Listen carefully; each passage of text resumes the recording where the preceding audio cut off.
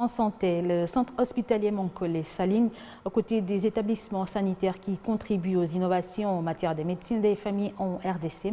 Alors, l'unité de soins de santé primaire, cette porte d'entrée de tous les patients, a été inaugurée le week-end dans le but de promouvoir et faciliter justement l'accès aux soins de santé au plus grand nombre. Il s'agit d'une nouvelle unité de soins primaires et de médecine de famille ouverte aux patients de tous bords.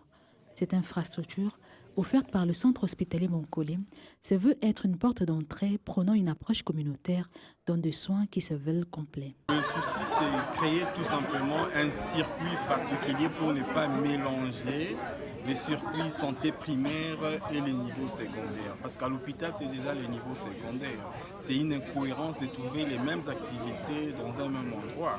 Parce que quand il faut attendre les résultats de quelqu'un qui est en hospitalisation et de quelqu'un qui est aux ambulatoires, vous comprenez que ça peut prendre du temps, alors qu'au niveau primaire, au niveau ambulatoire, on a besoin d'accélérer et puis avancer. C'est comme ça que nous avons trouvé que ça serait important donc de séparer les deux activités pour que nous puissions, en tant que médecins de famille, nous approcher davantage de la communauté.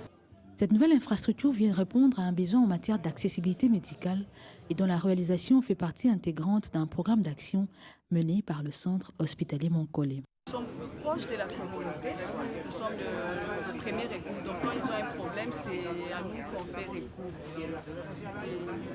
C'est une prise en charge holistique, comme je l'ai dit.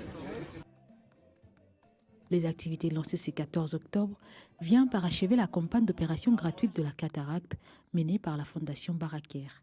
Il n'y a pas de souci, il n'impatiente pas parce qu'on va revenir en mars avec 3 chirurgiennes, alors on va pouvoir opérer plus de 600 personnes. Et si tout se passe bien, on peut venir chaque année et comme ça, tous les patients pourront être opérés. Notre but est d'éliminer les cataractes en Afrique, et si c'est au Congo d'abord, c'est tant mieux. Il est à noter que cet établissement sanitaire dispose notamment d'une unité d'urgence appuyée par un laboratoire d'analyse médicale, des salles de consultation de médecine générale et des spécialités.